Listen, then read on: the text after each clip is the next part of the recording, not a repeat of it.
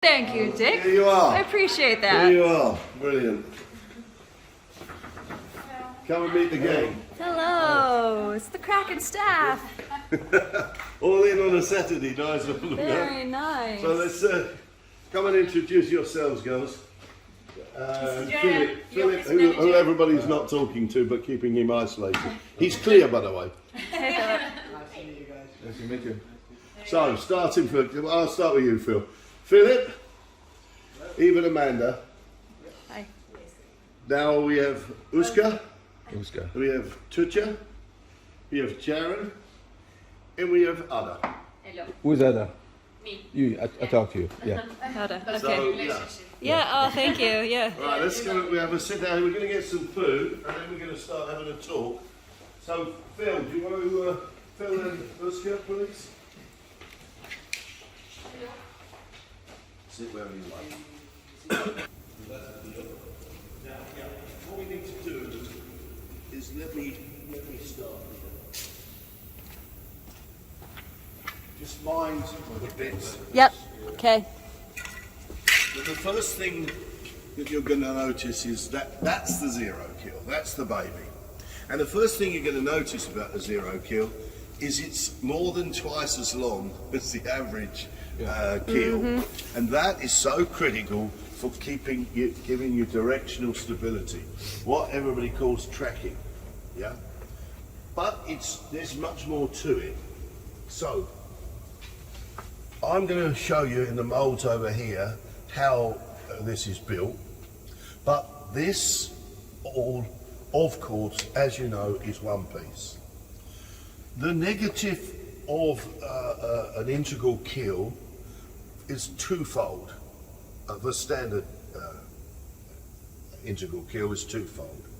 One is that the lead has to be stacked up, or the steel, and they're mostly used because it's cheaper, has to be stacked up inside the keel. And the higher that ballast goes, the less effective it is. What you really want is all of your weight out at the bottom. How heavy is the ballast? Sorry? How heavy is the ballast? 6.6 tons in that bowl there. And it's lead. And it's lead. Now, that makes so much difference because alternatively, to get enough ballast in a boat of this size, what you would actually have to do in a standard length keel, and this is longer, is you would have to go a lot fatter, and that becomes hydrodynamically less effective. So in other words, the boat sails slower. The invention of the Zero Keel means that inside that piece here, there is, that whole thing inside there is one lead torpedo. So now you've got another element, which is the fact, as you can see, this is shaped here. And that makes another difference, because when the water hits here, when you're, it's actually not that, it's the boat sliding towards the water, not actually the water hitting the boat. But to all intents and purposes, it's the water hitting the side of the boat. What it tries to do to make the boat go leeward, it runs down, and then what it wants to do is go underneath. It's like a floor, I mean, that thing. Yeah, but it can't. So it gets to here, and it then, by its hydrodynamic force and the boat going forward, it centrifuges out the back of the boat. So you get better directional stability. You also get better hydrodynamic performance and speed. And then on the top of it, you've got all your weight right out here. So you've got a terrific leverage, which is why this boat can have a point of energy and stability of 134 degrees. Now, if we go this way first, then we'll go that way. So tell me about the Kevlar on the front of the hull. You have Kevlar up here? Sorry? You have Kevlar? Kevlar? Yeah, Kevlar is all the way down the front. You can't see it, it's inside. Yeah. But it runs all the way down here and down the front of the keel. And notice, remember how he was telling us before, there And would now be you no can see it. slapping because of the concave. You can clearly Yeah. see it here. Can you see the V? Yep. Absolutely. We might, if we're going that way, might as well go that way first. Sorry. You can see it's all right. We're throwing you off your game. Let's go all the way forward here. And now you can see the more pronounced V. And that small V is what stops slamming. Hopefully we have big seas tomorrow. I think, yeah, let's hope we do. But now what you notice as well, of course, is we don't buy into the whole plumb bow No. thing at all. And the whole plumb bow thing is just a style thing, unless you're racing and you want to stretch the waterline, in which case they make the rules change to fit anyway. So it's all just a Volvo racing kind of And you have no chine. style. No chine.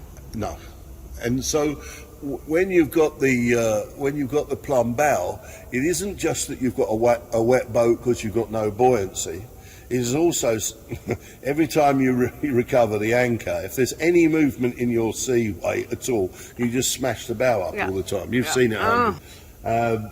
And then anyway, I'll show you the now the aft, but in terms of the Kevlar, it runs all the way down, right the way To the forward portion of the keel. yeah. All right.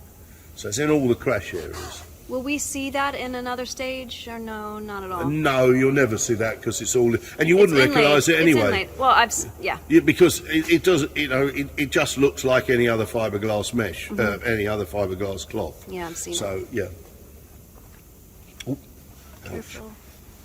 Right. Anything else here? No? No, that's it. We're going to see more upstairs. Okay. He said to go to the back, though. We go now. There's a couple of significant factors here. What's that? That's the heat exchange of the plug of the refrigeration system. So one of the things I did notice is you have no above water through hole outlet ports to the make hull, yeah. on the hull to make a Dirty hole. a dirty hole. No. That's my pet peeve. I'm like, why do they do that? You don't want them trading. No. down. It just looks really, Horrible. really, really horrible Yeah. and shitty. Yeah, There is, you would notice how reduced the through holes are. yeah, they are. And they are greatly reduced because we use a manifold system. But one particular brand, whose name can be mentioned, is Amel, tried to promote the fact that look, we have one through hole. But one through hole, meaning that your generator and everything on the Everything. boat is sharing one through. Yeah. It's just bloody crazy. Yeah. It's a silly thing you should have a dedicated engine. If for nothing else, you've got to have a dedicated engine. So we reduce the through holes massively, but nonetheless we retain those separate. I want to try and get round to the skeg. Okay. So let's go that way. Looks like we can get through there.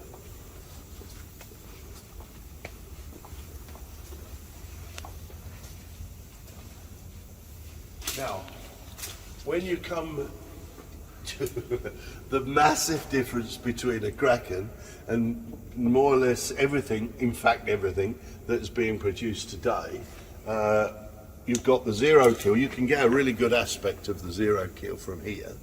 You've got the Zero Keel, and of course then you've got the skeg.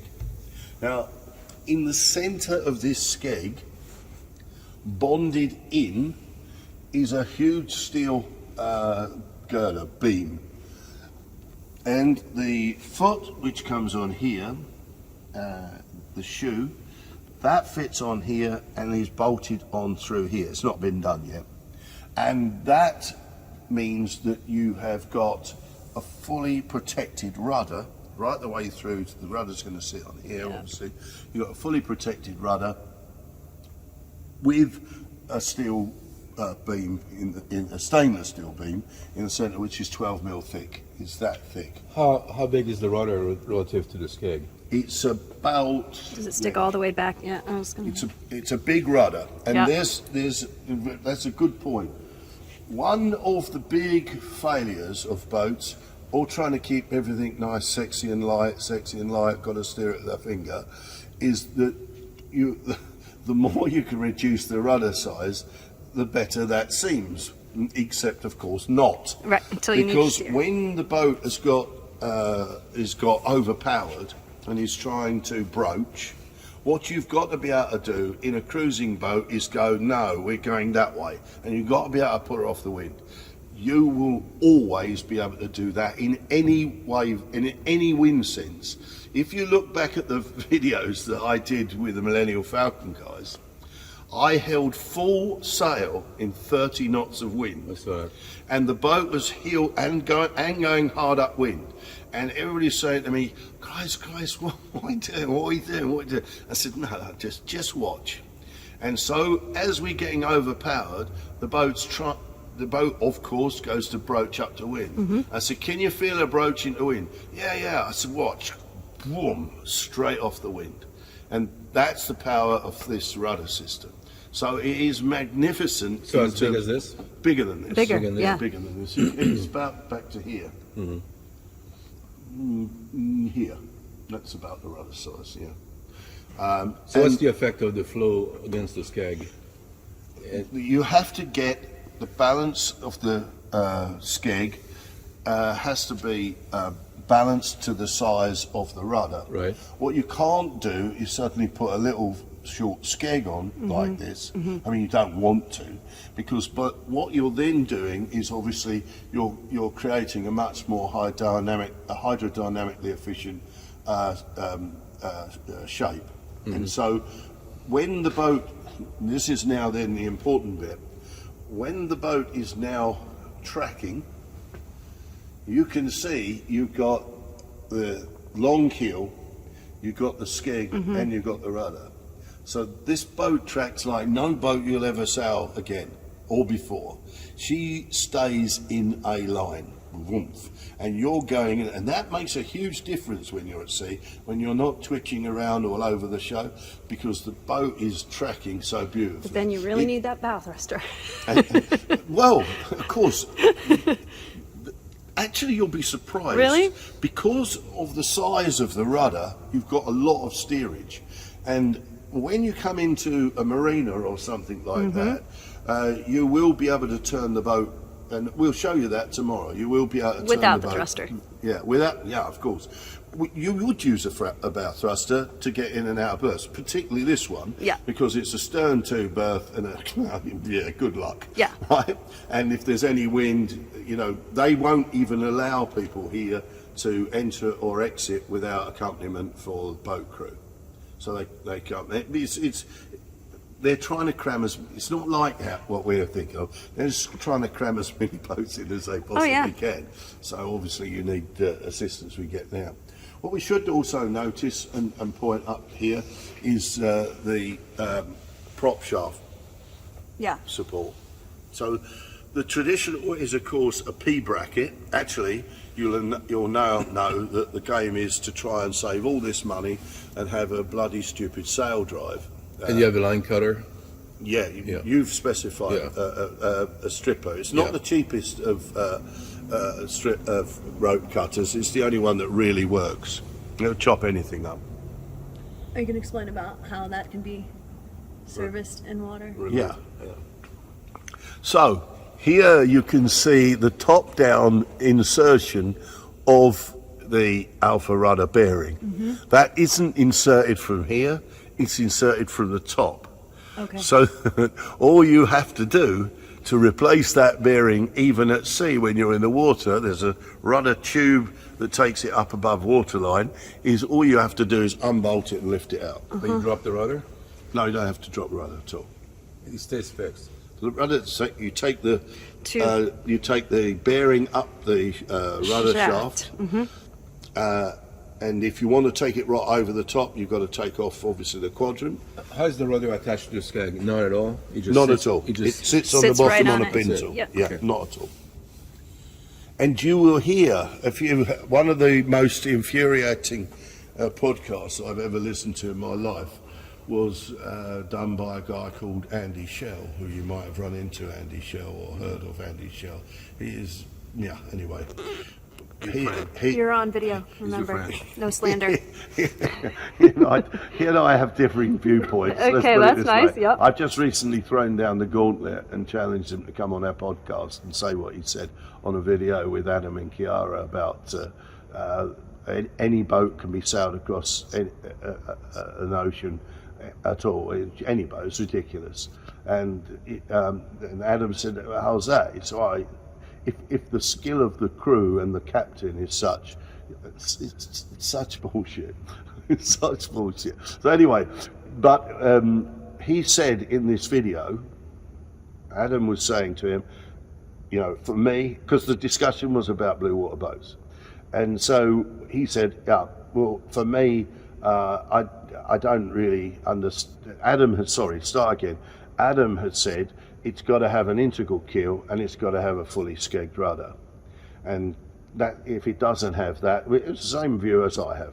If it doesn't have that, it's not a blue water boat. Andy Shell said, I was talking to Bob Perry about the skeg. He said, you know, often the skeg is held on by the rudder, so what's that all about? Now, Bob Perry couldn't ever have said that, because how could it be possible? This can't rotate. That has to rotate. How can the skeg be held on by the rudder? So it's total and complete rubbish. So, you know, and the point is that this is here to take the hit. Mm-hmm. That's it. And the ground. And one And thing the ground, right. you will notice that the rudder Is lower than the, so you're going to bump there first. the keel first. Yeah, the keel, exactly. The keel first. Yeah. But, you know, if you go on it, and I've been on it a couple of times, you go on a coral reef, you may well impact Get the the rudder. boot and the But boot. if you bend the skeg, you bang the rudder as well, right? No, It's gonna No, flex. you said you bent the skeg. I bent the skeg right over Yeah. on the bottom. How deep is that boot? The that rudder you didn't said? get hurt. It's a big boot that goes on the bottom there, and it's got the bottom pintle in it. Okay. And whatever we hit bent it over, but the rudder was still in place. The pintle at the bottom, it wore a new kind of a hull, if you like, as it moved out of alignment. Mm-hmm. But of course, I lived to find another day, and we got there and we repaired it. So how much space you have between the back edge of the skeg? It's about, you can just get like a flexible knife down there, because you want to do every now and again just get the barnacles off or something. much, huh? Yeah, but it's not really. And of course, in terms of the rudder, you turn the rudder to the It's side, gonna you can clean scrape- it. yeah, I was gonna say. And so you can get to it that way. But it's not something you radically need to do. Okay. Yeah, so there you go. Now, let's go up. Yeah, I was just talking about this A bracket. This is ours, we fabricate that, it's our own design, and the object of the exercise is quite obvious. It's just holding the rudder shaft a lot more securely than a single P bracket. You will notice, probably you won't notice, but you will if I point it out. If you look here and down the side, you'll see that the rudder tube, the prop tube, and the A bracket here seems out of alignment with the skeg and the rudder, and it is, and it must be, because when you want to remove the prop shaft, you've got to take it out past the rudder and the skeg in particular. So does it matter in the dynamics of the boat? No, not at all. It's all calculated in at the design stage. How close is the prop from the skeg? The prop's just behind that. Just behind that. Yeah, Close just to that. yeah. So do you get much prop wash? No, Okay. you've got nice clean water. It's just That's- in between, yeah. enough space. As you can see, Steve, you know, this is Turkey. So you had just stepped this deck, you said last week, correct? Yeah. And then this is for the track.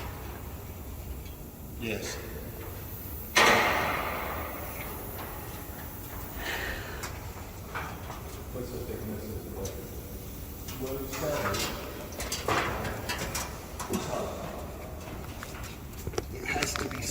winch for insulation, but it must be solid in all the pieces where anything is connected through the deck. So the tracks, the winches, anything like that. So it's one thickness pure glass cut around, and then all the other panels of insulation fit in between it. And the answer is that the hull and deck thickness combined is about 26 centimeters.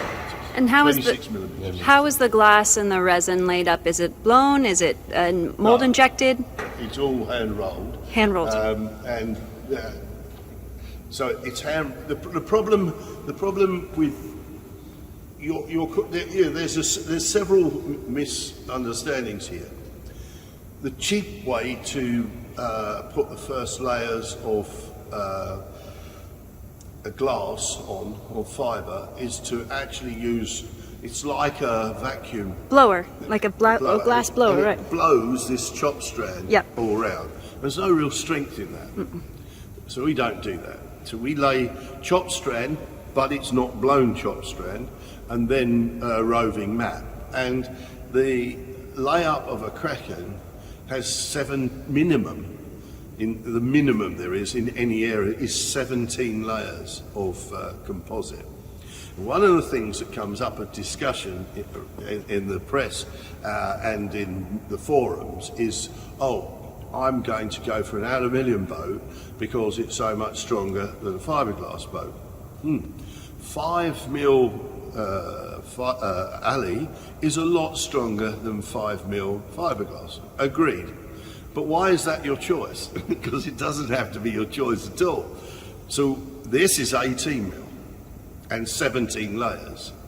And 17 layers of composite engineering is one hell of a lot stronger than 5 and 6 mil aluminium that the current other boats that we know the names of are built out of. And the Borealis and Garcia and all of it, right? But if you really want something incredibly strong, and you take the bottom, for example, of a Chieftain tank, is a place that needs to take a bit of stress from exploding, mines and stuff. You don't use steel and you don't use aluminium. You use composite engineering in the floor of Chieftain tanks, and that's what we got here.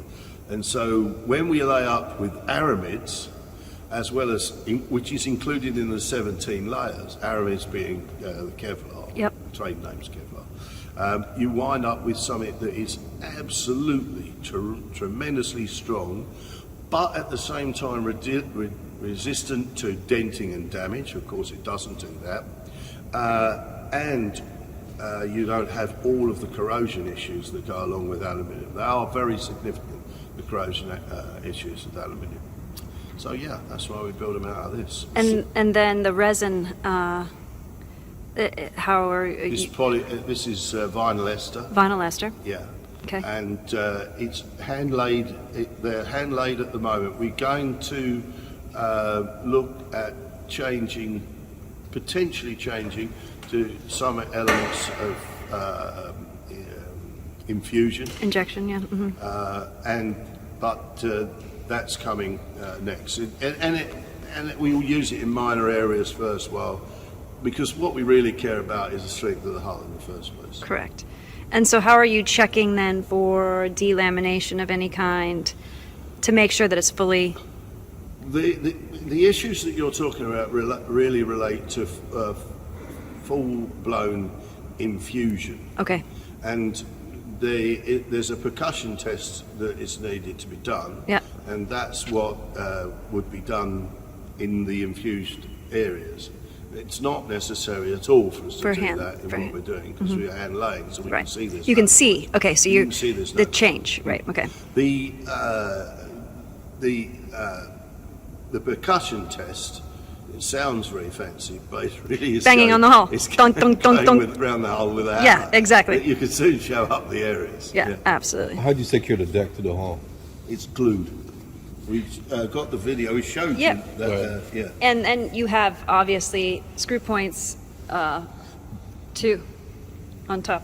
right? No, not really. What are the? Oh, that's for the stanchions only. Those are the bolts that he was Yes, telling us yes. about. Yeah, that's those, and so you can't see it already now. Yeah. But inside here There's a plate. Is a plate, Yeah. and you can probably just. So, I'll tell you a story about this later because it has to do with competitors. So if you use how it's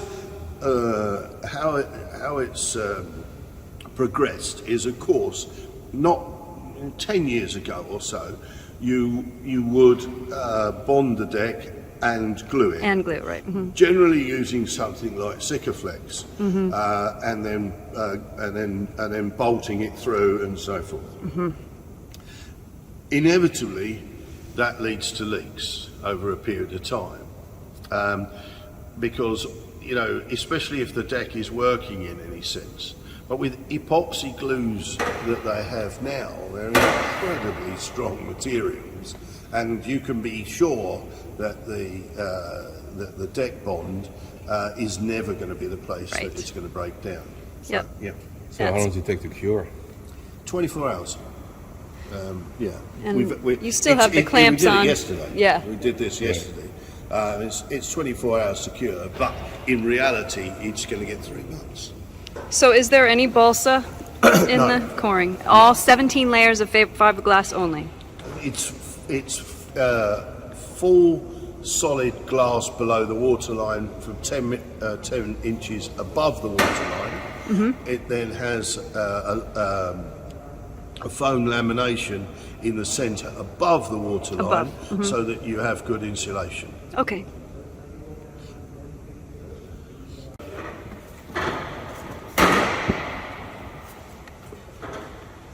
Right, be careful. If you lean in, you can see exactly what I was talking about. But once you get to the anchor locker floor, it's solid. Right, now here's the bulkhead, Right. here's the stem, here's as it runs down, here's the collision point. It's going to be there, right, on the waterline. Yep. And so there, above the waterline, my balance is crap, so it wasn't many years, so I have to be a bit careful.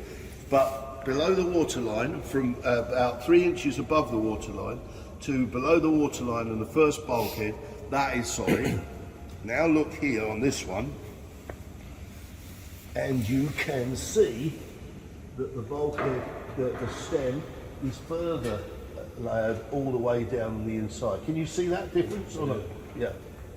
So you're talking about the most vulnerable point of the boat is here, and you're talking about ultimate protection.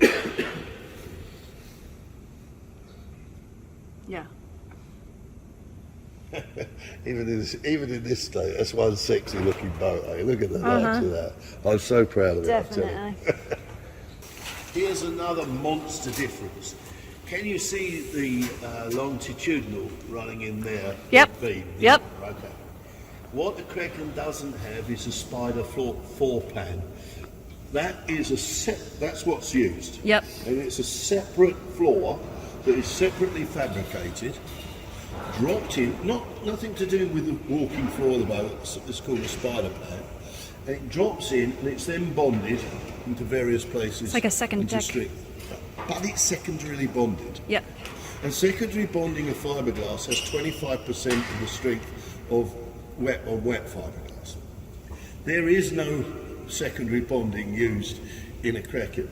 The longitudinals run equally all the way down, and the latitudinals, which you can just, you can see one here. Yep. You can see it runs right up to the chain. It does, yeah. All the way right down to the bottom of the keel. I see both of them. And they're all bonded in together. And they're all locked in together. There is no movement forward and aft flexing.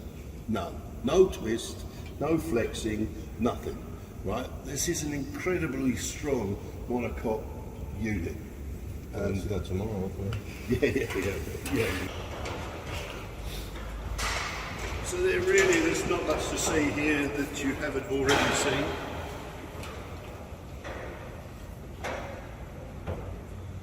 No. A very sweet fit, as you can see, of the deck, and it's gone really, really well. And more or less the same to see the other side. How much is the 58? 1.349. When's the build slot for that one? The builds. I'll take the 50, he'll take the 58. Build slot for the 58 is, as we speak, is December. A month later. But you sold it already? No, the first one's build slot is August. Wait. We've sold the first build slot for 58? For 58, yeah, it's August. Your build slot, look, we're only going to build a boat every 2 months. I see. So it doesn't matter whether for us whether it's a 58 or Gotcha. it's not telling anybody how it was done. No. But we decided, we're so far in front of the game that, and they're not going to try, Halbergs and all the rest of it, not going to try and copy us because it's too expensive for them to do it. Yeah. It costs roughly just over 120,000, if I go dollars, $120,000 more to build in this method than it would be if it was just fiberglass with a bolt on. Mm-hmm. So what you've got here is the mystery bit that nobody can ever work out. Do you not want me to show this? Huh? Do you not want me to show this? No, you can do it. Okay. Yeah, we're good now. Okay. Because it's going to go out to the world. Yeah. Okay. So the hull is fully laid up with the two halves of the hull bolted together. Mm-hmm. And it's laid up internally with the hull as one piece, but with a separation here. This part is then, while it's wet, this part is then taken off. The lead torpedo is inserted in, and it goes back on a clamshell, and then the whole thing is bonded together again. Yep. So it does become a completely, what's called a monocoque. Would there ever hull. be a chance of that lead falling out or No, breaking impossible. out?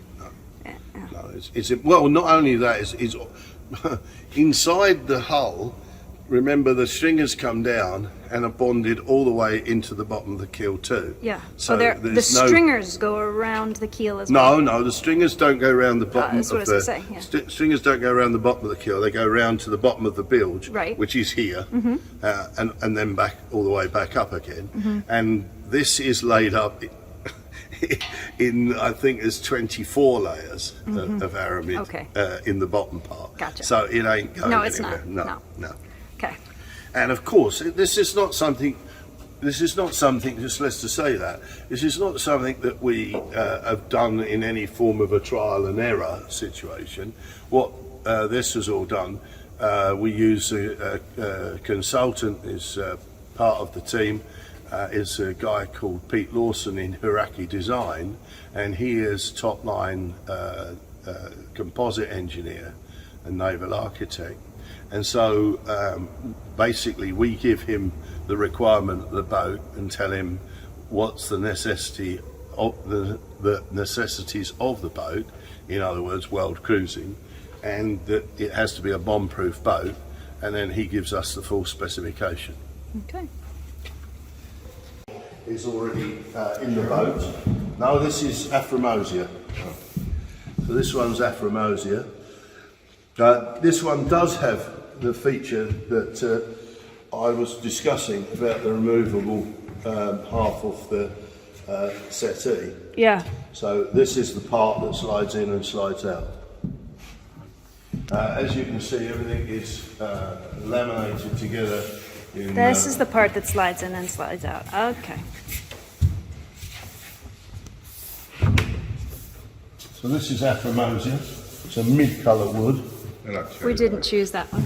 No, there's no question the cherry grain is better than anything else. The cherry mountain grain.